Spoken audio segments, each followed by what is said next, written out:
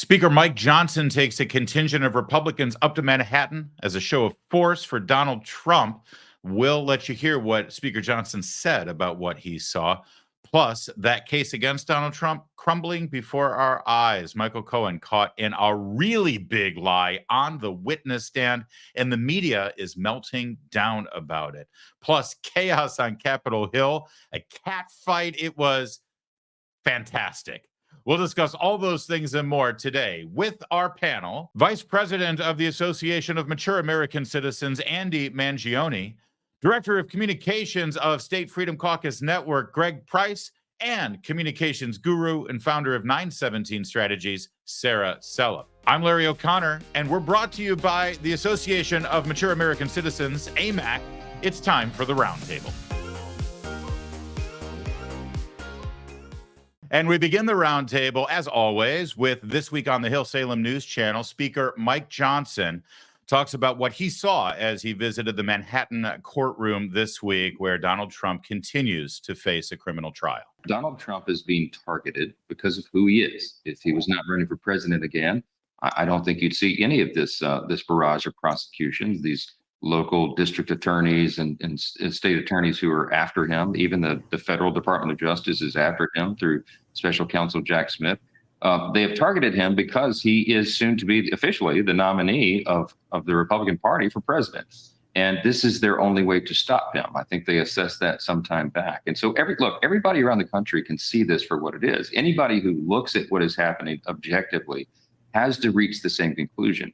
They are targeting him because of who he is. And the real threat to this, Tony, is it is the weaponization of our system of justice itself. And as I explained in that presser outside the courthouse in Manhattan yesterday or earlier this week, look, you have to understand this is something that would undermine a very foundational principle of our country. The people have to trust that the justice system is fair, that there really is equal justice under law. And if we don't have that, we lose something very important to maintain a constitutional republic. Greg, how important was it to see Speaker Johnson and Governor Doug Burgum and Congressman Byron Donalds and Senator J.D. Vance? I mean, it was a whole parade of Republicans going up on the Acela corridor there to stand with Donald Trump, literally, and then also speak on his behalf to the media, since Donald Trump's not allowed to. No, it's really important that they did that because, as you say, Donald Trump is literally prevented by this judge from calling out the political motivations behind this prosecution. And the whole prosecution is a total joke. And so, yeah, it was very important for Speaker Johnson and all the Republican members of Congress to be there and to stand with the Republican nominee for president who's being targeted by this weaponized system. And, you know, it was funny to see the liberals in the media melt down over the fact that Speaker Johnson did this. They said, oh, how dare this powerful politician go to New York City and weigh in on an ongoing criminal trial, as if powerful politicians haven't weighed in on ongoing trials before. So, I mean, Donald Trump is the nominee and he is being targeted, and it's really important that every Republican stand with him. In fact, it wasn't just liberals in the media. It was, Mitt Romney also, Andy, said that it was unseemly for these members of Congress to do this. He said it undermined the judicial system. I don't know. For me, I question any Republican who doesn't speak out about this. What's undermining the judicial system, I think, is the misuse of it in this case. Larry, they should rent a bus from D.C. and take it down to New York, full of Republicans piling into that courtroom and supporting former President Trump. We all know what this is about. This is about, hopefully, the Democrats in their mind get a conviction so Joe Biden can run around for the rest of the election season and say, convicted felon, and former President Donald Trump, convicted felon. They just want to apply that moniker, that tag to him. They're going to try and disgrace him. They're going to try and humiliate him. They're going to continue their attempts to muddy his name and call him a convicted felon every time they possibly can when Biden, whenever he comes out from under, from under his rock, I was going to say, but really whenever he comes out from his basement to campaign. That's what this is all about. It was great to see high-level Republican leadership supporting the former president. Sarah, you're pretty recent from working on the Hill. Recently been up there. Is it as chaotic as it seems at times? Because this week they actually sort of, at least in this case, showed themselves to be somewhat organized and on message and actually doing something that was politically effective. I agree with that. I mean, working on the Hill is one thing, but being in the Freedom Caucus world is another. I was part of the Freedom Caucus comms world for about 4 years. And so seeing all of these people actually getting it together, they do their best. They do their best. But it's great to see that this is an actual movement and there's a steady wave of members of Congress and political figures going to support Donald Trump in person. Yeah. And plus the fact that they can even get all of the schedulers to get the train schedule right is always really promising, but Exactly. logistics. They actually made the train on time and actually got up there. That's a logistics nightmare sometimes. Well, while you're talking about it, and since you're a comms expert, the other story that was happening in the background of the show of Solidarity up in Manhattan was Joe Biden finally accepting Donald Trump's challenge to debate. Do you see that, Sarah, as a sign of desperation that they know that they're starting to lose it here? Absolutely. I mean, if you take 5 minutes to look at the terms and conditions of what the Joe Biden team forced CNN to do for this debate, it's absolutely insane. The fact that they have to have their mics turned off immediately after they're done speaking. Honestly, I would just like to see Joe Biden sticking with the counter for how long they're actually able to speak. It's going to be a mess. There's not going to be a live audience. And they're just doing everything they can to make him look like he can actually fight when all he can do is barely read a teleprompter pause. Well, yeah, right, exactly. And read the pause on the teleprompter. Exactly. Andy, great Ron Burgundy, without the charm. Andy, I don't think it's going to happen. I think what they're going to keep layering these demands on there, and Trump may ask for one or two things, and then Biden's going to be like, oh, forget it. That's it. We tried. It's not going to, because they can't let him up there on stage, can they? No, they can't. But I hope and I pray that it does happen. I'm a little concerned that these, and I agree with you, Larry, they're going to continue to layer demand after demand after demand, and then take a step back and say, hey, we did everything we could. The convicted felon and former president, Donald Trump, is being unreasonable. I hope it happens. I wish it would happen in October. They're doing this in June. Potentially in September. I've read commentary, and as everybody else here has, about perhaps they're doing this so early, so if he stumbles, he can be replaced with time to spare to campaign. Greg, what do you think? Is this debate going to happen? I mean, we're in the business of content, and I want it to happen too, because that's a content creator's dream to have the debate to work with.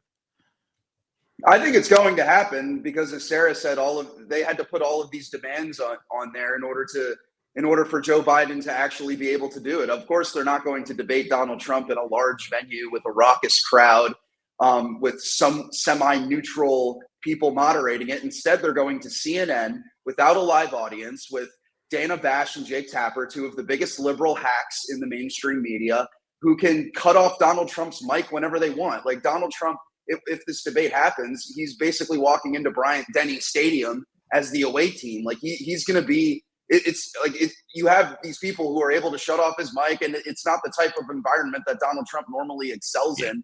And with all these, the insanely controlled environment that it's going to be, Joe Biden will definitely have the advantage. Yep, I agree. It's not a debate. It's two guys repeating memorized 2-minute lines at a podium one at a time. That's hardly a debate. Let's go back to Speaker Johnson on This Week on the Hill Salem News Channel, because he also commented on some other problems that are going on with our legal system. Take a look. This week, a pro-life activist, Lauren Handy, was sentenced to 57 months in prison, nearly 5 years, for peacefully protesting outside a D.C. abortion clinic. Now, Handy was charged by the Biden Justice Department for violating the 1994 Freedom of Access to Clinic Entrances Act, which they began enforcing aggressively after the overturn of Roe. Is this not an example of that weaponization that you talked about? Completely. It's an upside down, instance of priorities being exactly in the wrong place. They're aggressively prosecuting people who are exercising their First Amendment freedom to talk about the sanctity of human life on a public sidewalk. And meanwhile, they catch and release dangerous criminals, persons who come across the border illegally, and people who are violent offenders multiple times over. These district attorneys and even the Federal Department of Justice have turned a blind eye to so much of that, and yet they're targeting people that have a different political viewpoint. I just think it's such a blatant example of exactly what we're talking about. And the people see this. They see a two-tiered system of justice. And that's a real threat to us, because if people, Tony, at the end of the day, if people see that this is what is going on, they lose their faith in the justice system itself. And then they just determine, you know what, what's the point? I'll resolve my disputes on my own. I mean, that's how you lead into chaos, and that's how you lose a culture. And that's what's happening right now. Yeah. So, Andy, I'm told by Democrats that abortion is on the ticket this November, and they're going to play this up as much as possible. They may be right that abortion's on the ticket, but with stories like that, where a pro-life activist who were just praying outside of one of these abortion mills gets thrown into jail for 5 years, that actually might come back to harm Democrats. What do you think? Well, I agree with you. AMAC is an organization that supports life from the moment of conception to natural death, and we are unashamed to say that. It's in our mission statement, and we're proud to be supporters of life. So that said, yeah, abortion could be on the ballot, but when they run stories like this and when they act and they weaponize the Department of Justice, I think the most important thing that Speaker Johnson said was when they weaponize the Department of Justice, it causes people to lose faith in our institutions, in our centuries-long institutions, and it causes chaos. But people are also smart enough to see, and they know the difference between a peaceful protest and then what happened 4 years ago with George Floyd, with Breonna Taylor, when you had mainstream media people standing in front of burning buildings calling this is a mostly peaceful protest. People know the difference, and they realize that what's happening to that poor person who's sentenced to almost 5 years for peacefully protesting on behalf of life is quite different than when they burned cities like Louisville for Breonna Taylor and other cities throughout the country in the George Floyd protests. And where are the consequences for the people who participated in those violent protests over the summer? Where are the consequences for the people that are participating in those violent protests on college campuses? People are smart enough, voters are smart enough to compare and contrast what's going on. Yeah, Andy makes a great point, Sarah. The messaging is palpable. Just last week, we saw these anti-Semitic and violent protests on college campuses. People get a slap on the wrist, maybe detained and then released. But meanwhile, this guy praying a rosary gets thrown in the clink. It's disgusting. The best thing that could have happened from all of this with the Trump convictions, the prosecution against conservatives, is that we realized as a unit just how dangerous the Democrats are with weaponizing the DOJ. They could come after Trump. They could come after you. And in this case specifically, you see that because you're a political opponent on a big ticket issue, they're willing to do whatever they can to prove their point. We'll let that be the last word. Thank you, Sarah. Well, the criminal trial of Donald Trump in Manhattan took a pretty rough turn for the prosecution this week. Shockingly, Michael Cohen, apparently, I know this is breaking, he's a liar, and he got caught in a lie. As Jesse Waters on Fox News Channel explained, it was a Perry Mason moment. Michael Cohen suffering under a blistering cross-examination today, and oh boy, did he fall apart. The prosecution's entire case rested on one phone call that Michael Cohen says took place. Cohen testified that he called Trump's head of security and told him that the Stormy payment was taken care of. That was the big link between Trump and the money. Today it came out the call never happened. Trump's defense lawyers showed Cohen a sheet of text messages on the night he claims he made that call. Turns out Cohen had been getting prank calls from a 14-year-old and called Trump's security chief to ask if he could sic the Secret Service on him. Trump's defense attorney raising his voice, zeroing in on Cohen. That was a lie. You did not talk to President Trump. Cohen panicked, shifted in his seat, voice cracking. I'm not certain that's accurate, but the call logs don't lie. It was a Perry Mason moment.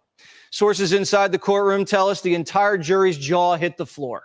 All right. Well, I don't know if that's anatomically possible, but still, it's a vivid image. Greg, I'm nothing if not an investigative journalist, so let me start this question. This happened 8 years ago. Were you, in fact, that 14-year-old prank calling Michael Cohen? I was 18 at the time, Larry. I was a bit of a troll.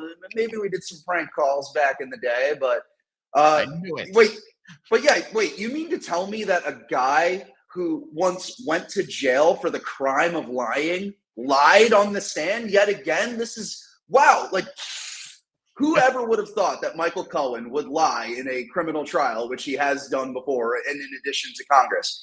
And yeah, I mean, it's just another instance about how the whole case is a complete joke. You have this convicted perjurer who is the witness that it all depends on. You have a Soros prosecutor who lowers half of felonies to misdemeanors, but elevated this one to a felony. You have a judge and a lead prosecutor who all donated to Biden. You have another lead prosecutor that was literally number 3 at Biden's DOJ. You have the judge's daughter raising money for Democrats. This is truly, it's a political hit job, and everybody with a brain can tell that it is. But here's the thing. It's really their only hope to convict Donald Trump before the election. Like, the Florida case is indefinitely delayed. The January 6th case hinges on the immunity Supreme Court decision. And Fani Willis is once again going to trial to have to explain why she shouldn't be kicked off the case for hiring her boyfriend and paying him millions of dollars that they went on vacations together with. So this is their last chance, and it's really unraveling before them. It is. And Sarah, listen, I sort of assumed that a Manhattan jury was going to convict him, and this whole thing was baked in the cake, and it was such a setup job. And Trump was still going to look okay because the majority of the American people were going to see it as the frame that it is. In fact, polls show that right now. They don't think he's getting a fair trial. But then this moment that happened yesterday, where even with all of the deck stacked against Trump, Cohen still caught in a blatant lie on the stand in front of the jury. He may walk away with an acquittal, or at the very least a hung jury now. Exactly. And I think it can be summed into 2 words: womp womp. Like, honestly, it is so devastatingly sad when you look at this entire architectural structure that the Democrats had to just get Trump. And they're like, oh, Michael Cohen is the perfect guy for the stand. He's going to unveil all of this information. You mean TikTok fanboy running for Congress, shirt wearing Michael Cohen? He has nothing to do except go and get more followers. There's nothing crazier than this. And of course, just how this trial is going, of course, it involves a 14-year-old boy, because that's what all of the Democrats are acting like. Children, just like, get it done. Like, elect a president fairly. Let's stop doing this, because again, if the Democrats are doing it to Trump, they can do it to you. Yeah, that is the takeaway from all of this, Sarah. You're right. And I think that even if it doesn't even need to be said, American people see this and they think, wow, this is a miscarriage of justice. And then, Sarah, I don't know about you. My parents used to tell me, if you lie about the small things, you lie about the big things. Now, that lie that they caught Michael Cohen, and that's a big lie. But what about this small lie where he claims that he never wanted a job in the Trump White House? Watch. Michael Cohen said he never sought a job at the White House. Brian Lanza here, who worked on the 2016 campaign, says that's not true. He recalls Michael Cohen wanting to be White House counsel. We have some journalists on our panel here saying that's not true. They recall Michael Cohen saying he was going to join the White House. He was very excited to do so. According to Blanche, by the way, Cohen, this is about the harassing calls. Cohen said the person they would have to explain to the Secret Service. The person replied, "I'm 14. Please don't do this." This is when Michael Cohen was getting harassing phone calls. There is a block feature on phones, by the way, if you're getting harassing phone calls. In any case, Alyssa Farah Griffin, tell me, what do you think? So listen, I was working for a number of Republican lawmakers at that time, several of whom would go into the administration, including Mick Mulvaney as OMB director. And it was widely known and believed. Now, Michael Cohen never told me firsthand, I'm going into the White House, I want to, but it was widely discussed that he was angling for Attorney General or to be White House counsel. That's Attorney General Michael Cohen. Sarah, listen, I assure you, Alyssa Farah really wanted Michael Cohen to do a good job yesterday. All of Jake Tapper's panel wanted him to do a good job. When they're acting like a funeral just happened, it's a bad day for the prosecution. It is so rich that Alyssa was the one going on to talk about this. What credibility does she have? She has lied about everything since she left the White House for her own fame. But Michael Cohen, we can't expect anything less from Michael Cohen. And at that point, who wouldn't want to be in the White House? It was a brand new candidate who everybody was supporting. It was just a fire when Trump came into the White House. A lot of people would have sold their soul. But at the same time, now that we see what we did about Michael Cohen, do we really think he would have been a great AG? I mean, you can't get Merrick Garland in front of Congress either. So You know what? That's a fair point. Actually, I shouldn't mock the idea. Greg, we'll let you finish this up here. How does this end, do you think? Well, it's a Manhattan jury. They're obviously probably lean left on most things. And so, it could go either way, but based on like I don't know how anyone in their right mind, even if you're the most liberal person ever, could in any way, shape, or form vote to convict Donald Trump on this. I think even though you have all of these things stacked against him between the political conflicts of interest among the judge and the prosecution team, among, the clown show that was Michael Cohen in court, I don't know how anybody in their right mind could convict Donald Trump on these crimes. Yeah, you're right. It is a Manhattan jury, but I will say this. I used to live in New York. I know a lot of New Yorkers. They're annoying. They're abrasive. They're obnoxious. They also have a sense of fair play. Giants fans notwithstanding. So we'll see how this ends. The other big story out of Manhattan, as Michael Cohen and the prosecution story started to crumble, is how the media reacted to this. You see, this is all they've got right now. The Atlanta trial is dead. The Florida trial is dead. The D.C. trial is waiting for a Supreme Court decision. All they've got is Alvin Bragg, Stormy Daniels, and Michael Cohen. And when that started to disintegrate, the media went insane. Michael Cohen was cornered in what appeared to be a lie. I don't think I've ever seen a star cooperating witness get his knees chopped out quite as clearly and dramatically as what just happened with Michael Cohen. This does seem pretty bad, though. This does seem, I feel like there are a lot of questions that have been raised. I think if I was a juror in this case, watching that, I would think this guy's making this up as he's going along. Sarah, I think my favorite part of this coverage was having to watch Anderson Cooper detail what he saw because he was sitting in the courtroom. At one point, he had to take his glasses off and wipe the sweat off of his brow because he can see that everything that they've built up here with their special logos, the hush money trial, it's all slipping through their fingertips. It's great. It is amazing. And the best part, again, is that it was all tanked by a 14-year-old boy. Yes. Honestly, it is so absurdly funny because they do all of this. They create this false narrative. Look at the January 6th trial. It's all mass produced. And then a little kid prank calls Michael Cohen. And then they're saying, oh, well, why didn't you block the number? 14-year-old boys are smarter than that. They would have found other numbers or just calling like star 69. It's not hard to do that. And the fact that he was so dim-witted to do that and make such a big deal about it. And now, how many years later, a 14-year-old boy is the one to tank it. I just want to meet him. I want him to be on Jesse Waters or your show. Just interview him. See what happened. The guy who tanks Michael Cohen.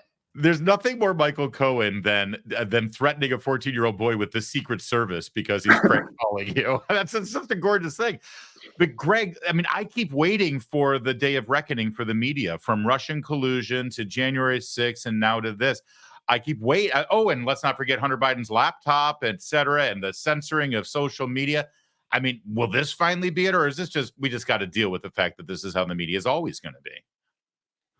Well, it's definitely the latter point. Like, the media has always been like this, and this is how they're always going to be. And I guess the day of reckoning has basically already came. Like, trust in corporate media is basically at an all-time low. Like, the viewership and the subscriptions, they've slowly declined over the years because, like you said, they build up, whether it's Russian collusion or whether it's something like this, they build up these totally fanatical stories about Donald Trump that, anybody paying a modicum of attention can tell that there might be something fishy here. And then they get chopped up from under their feet and they look like idiots. And all the clips that you showed there, it was them. Look, it reminded me of the day that we learned Russian collusion was false. They were just like, they didn't know what to say. You had the one lady on CNN going like, oh, this whole Michael Cohen thing, it's raising a lot of questions about his credibility or whatever. Like, this is what they do all the time, and this is how they're always going to be. And that's why you should never get your news from from CNN or from the New York Times or from any of these morons. Well, let me follow up there with you, Greg, because that is part of what I saw happening yesterday as this story unfolded was the MSNBC viewers on social media, on X in particular, screaming at Katie Tur and Andrea Mitchell for actually reporting what happened, reporting the truth. If you're a viewer of MSNBC, if you're a viewer of CNN, and all you've been getting up until now is Trump's going to jail, bad orange man in an orange suit, it's going to happen, and this happens. I mean, that audience has not been served with the facts of this case. And so it's going to be a shock to their system. It's going to create an angry electorate. That's what the media is doing here.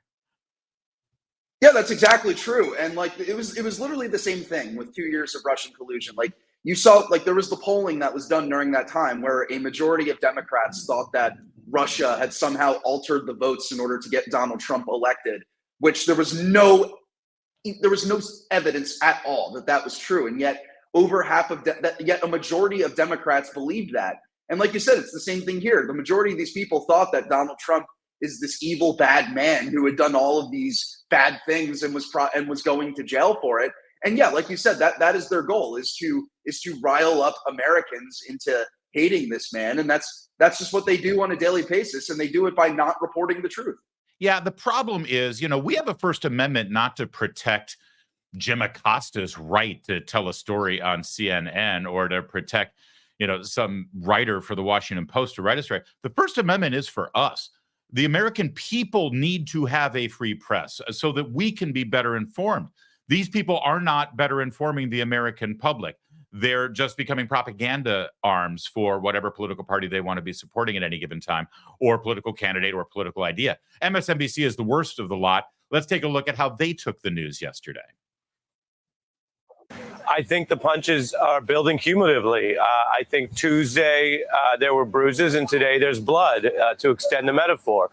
They're not done, and this is a back and forth process. I was listening to your reporting, following along like everyone. I'm going back in the courtroom next. I was just speaking to our colleague Lawrence O'Donnell, who spoke to MSNBC today as well. I think the collective view is these are moments the jury will remember, and they are instilling or adding possible doubts about Michael Cohen's long-term credibility. As I think everyone knows by now who's followed the trial, the question isn't has he changed his mind and retracted things. Both sides agree on that. That's not in doubt. The question is, does this guy still lie? And if he does still lie about anything, little, medium, or large, can you trust him? And the standard is not, okay, do we have to be convinced that he lies about everything? The standard for the jury and why Blanche is making some progress is, by the end of this, does the jury have reasonable doubt about Cohen telling the truth on elements of the crime? The other stuff won't ultimately matter when they deliberate. It just accrues. But what we saw in that kind of dramatic back and forth as it's been described today, well, but you did lie, and have you lied, and why do you sound like this, and a podcast where you might sound allegedly unhinged, all of that accrues to whether jurors go back and say, I doubt whether he's telling the truth about an element of the crime. For example, Trump's criminal intent back in 2016. So I think they are landing blows, Andrea. They're landing blows. So Sarah, when MSNBC has to face the music on things like this, things start to crumble for the Democrats and for the left. But does it resonate? Because if you're not suddenly tuning into the right day where facts come through, you really think that this whole trial is about whether Donald Trump had sex with Stormy Daniels or not, which last I checked may be odious and gross to think about, but it's not against the law. It just depends who you think, MSNBC thinks is being bruised and bloodied. In my opinion, it's their careers, because the American people are so sick of the gaslighting. I'm sick of the gaslighting. It's just been 1 minute after another of basically election day coverage, like where's Stephen Kornacki just coming up to give us the play-by-play about the new news of the court trial. And it's disgusting to see, because we're told day after day, you're evil, you're a racist. As a Republican, how dare you? They're calling us the liars, and then their star witness goes on and lies through his teeth because he can't get his act together. And I'm sorry, this is embarrassing that this is the star witness for them. Yeah. You can expect it. Once is a mistake, second is a pattern. That's all it comes down to. It also doesn't help that Michael Cohen literally looks like a rat. I mean, if they were doing a live action of Ratatouille, he'd be the star. It's creepy when you look at his face. Not to be too gratuitous or mean. Greg, this also opens up a lane for alternative media. We're growing. We're exploding. live streaming news shows like this one, everything that we're doing at Town Hall across our Town Hall websites, including Red State and Hot Air and PJ Media. And our colleague, Matthew Foldy, who was just on the program here a couple of weeks ago, it was just announced that he's starting a brand new right-of-center news service. Not an opinion site, but a news service based out of Washington, D.C., because there is still a demand for news and for facts. These guys, with their budgets, they're just not fulfilling that demand. No, and yeah, alternative media has exploded over the years, and Elon Musk buying Twitter, now X, played a huge role in that, and that really is the future of media. It's not these massive corporate outlets, that are beholden to their corporate overlords and that have this fanatical hatred for half of the country.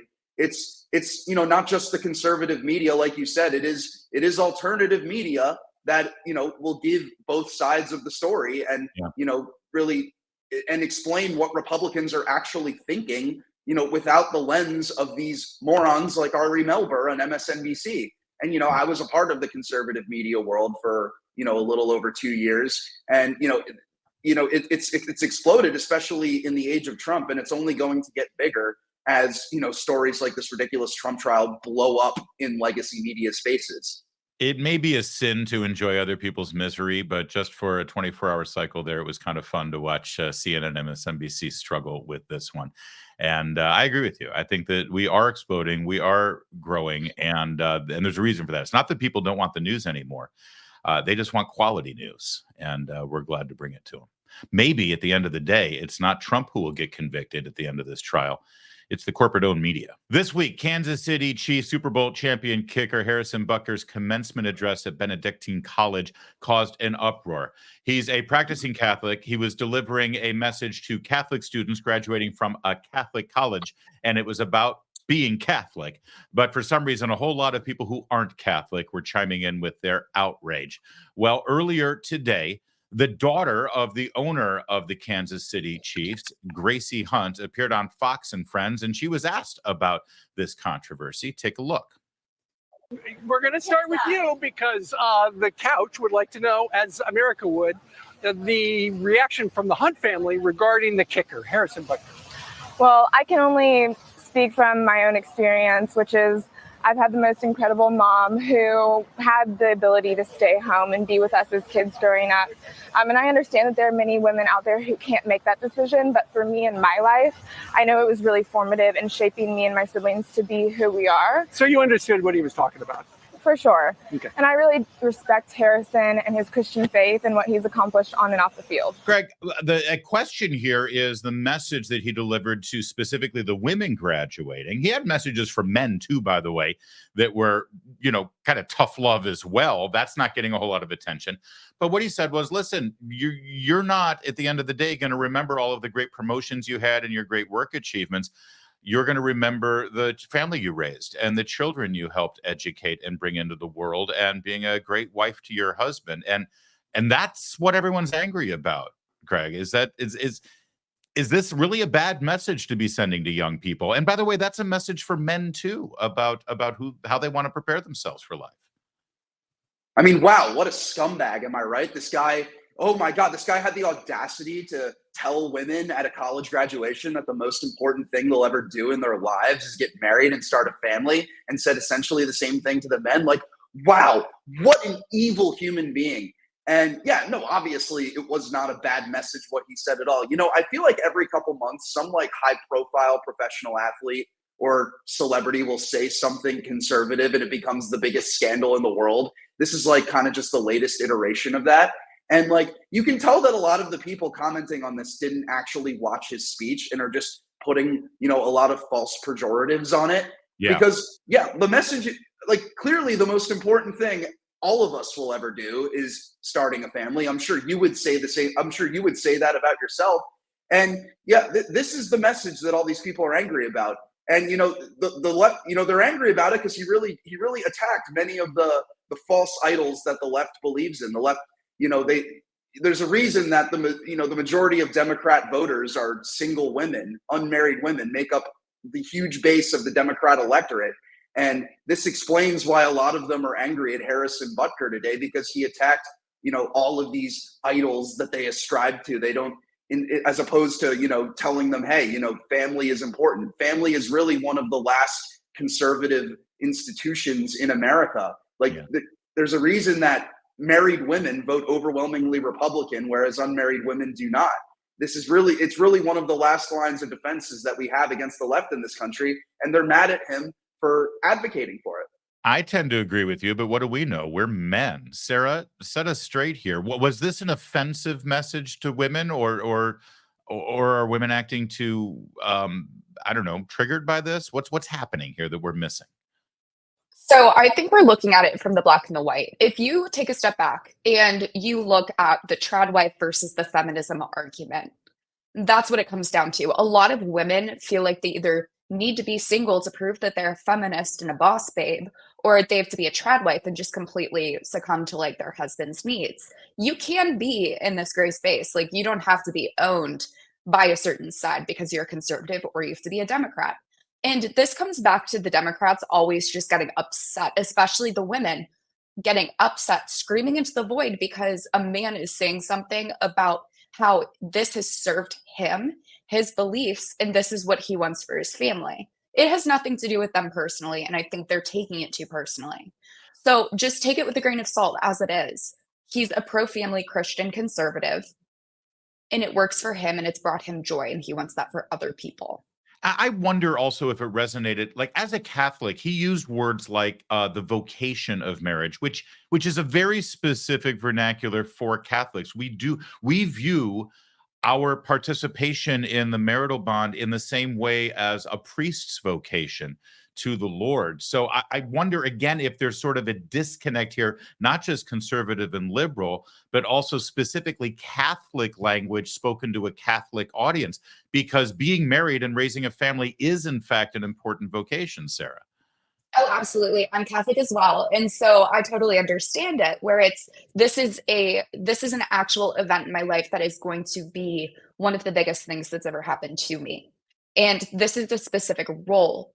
This is the big step. It's not just, going to a Las Vegas courthouse and something like that on a whim. This is something you've set your entire life up for, to serve God. And there are so many people, especially on the conservative side, who are Protestant, evangelical, Baptist, and they don't really understand the Catholic lingo. And so when I saw that, I understood what it was about, because I went to Catholic school, all the way through college. And you just have to take a step back and think about it, or look into the background, which we don't do enough. If you don't like what they're saying, read into it more, figure out your own bias and why you're thinking that way, not because an influencer or infographic is telling you what to say. Well put. I think you're right. I think a lot of the reaction here came from political bias, certainly, and people sort of going into their own camps. But I think a lot of it was also born out of ignorance. Greg, there's also a real Catholic disconnect here in terms of some of the other criticisms. They said that he was being snide about LGBTQ issues, gender issues, gay issues. I think almost every single comment he made about those kind of cultural issues, abortion, DEI, he was really talking about the fact that prominent Catholic leaders like Joe Biden were betraying the faith on issues like that. And he was trying to call these young Catholics about to graduate college, calling them to enter into the world, enter into society, and become leaders who don't turn their back on their faith, who actually promote those values. It wasn't a criticism of gay people, it was a criticism of Joe Biden. Yeah, like I said, he attacked the sacred idols of the left, whether it's abortion, whether he attacked, he attacked birth control, he attacked, the absence of fatherhood, all of these things that affect cultural rot in America. He was attacking in that speech. And, that's why essentially these people are screeching today.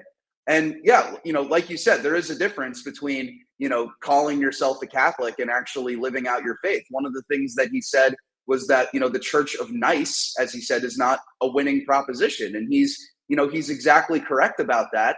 And, again, they hate to see somebody who actually would live out their faith in the public square and advocate it to the next generation. That's really where I think the biggest disconnect is. And, the other thing to say about it is, like, there was a petition on change.org that has like 200,000 signatures at this point calling for the Chiefs to get rid of this guy, which first of all is not going to happen because he's one of the best kickers in the NFL. And as an Eagles fan, I can say, I remember the Super Bowl a couple years. There's no way the Chiefs are getting rid of that guy.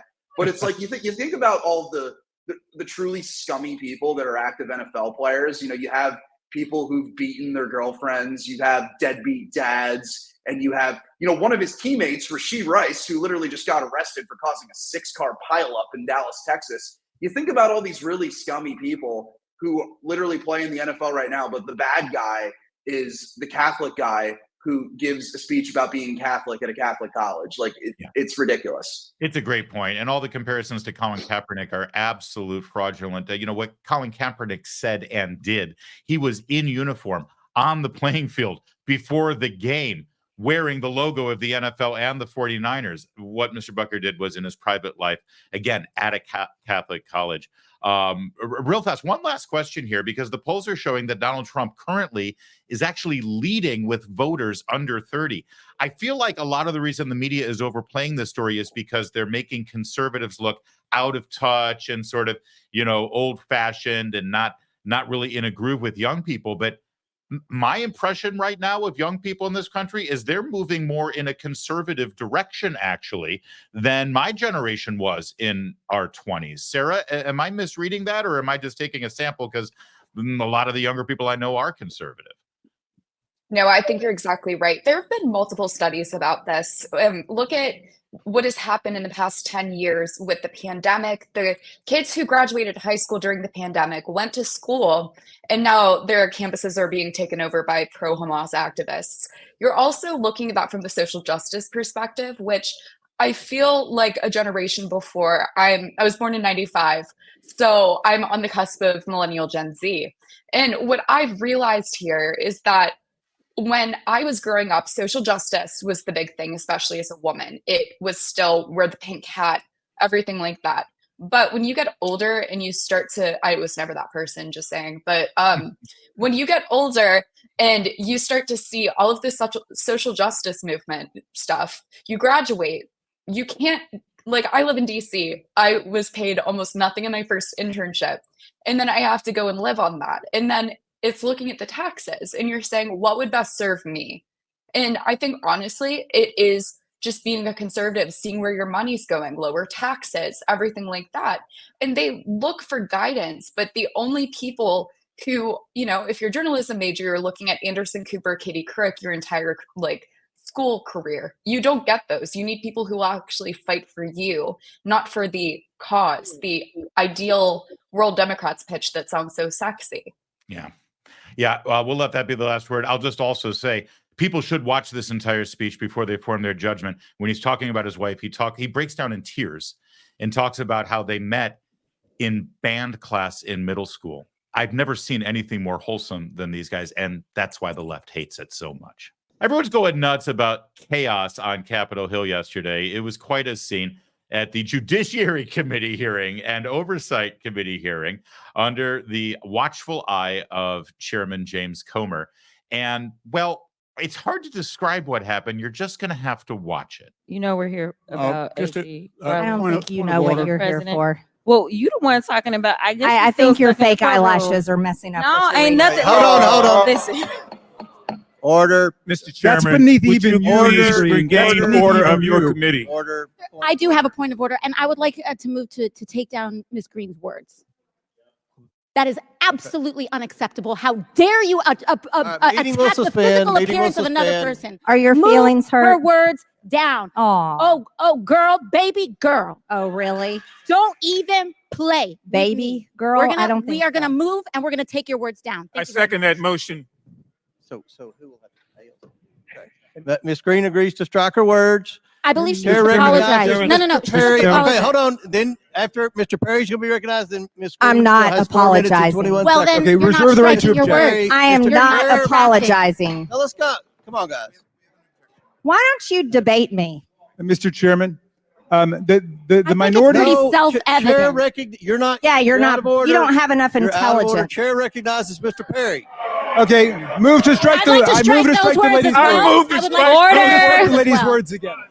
That's 2 requests to strike. That's 2 requests to strike. Oh, they cannot take the words. There's another motion to strike her words again. Please All right. get Okay. your members under Here's the control. correct apology.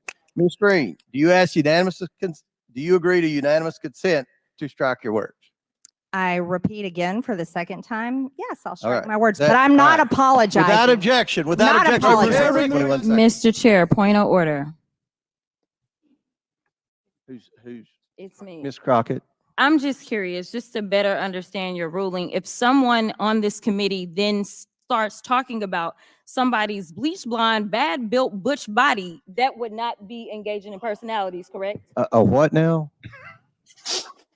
Chairman, I make a motion to strike those words. I don't think that's Hold a on. I'm parliament. trying to find clarification on what qualifies. Chairman, motion to I strike had no those idea words. what you just said. We're not gonna do this. Look, you guys earlier literally just Oh, said you that- just voted to do it. Y'all did it first, so you don't Okay, talk about it. voted to do it. Order. I'm trying to Okay. get clarification. Look at calm down. Calm down. No, because this I is would what like to y'all get do. through proceedings. So I'm trying to get Ms. clarification. Crockett, you're not Y'all wanna recognized. play Ms. games, I can't hear Crockett. you with your and you yelling. don't want Calm me to down. Be, Can no, you please calm don't down? tell me to calm down. Calm down. Because y'all Please talk calm noise, down. and then You're can't out of take it. control. Because if Look, I Chairman, come can we and send talk outside to shit take a about break her, for 5 y'all minutes? gonna have a problem. Mr. Order. Chairman. All right, Sorry. Chair. I don't know why Okay. you're Order. acting Chair like now that. I'd like to. Sarah, why does that please me so much? I feel horrible. I feel guilty that I want to watch that on a loop. I don't know why, but it amuses me. And by the way, I blame you. This sort of thing didn't happen when you worked on Capitol Hill. What has happened up there? It's all unraveling. I love it so much, Larry. And I just realized I'm basically wearing the same top as MTG, which was not planned. That's right. Oh, baby girl.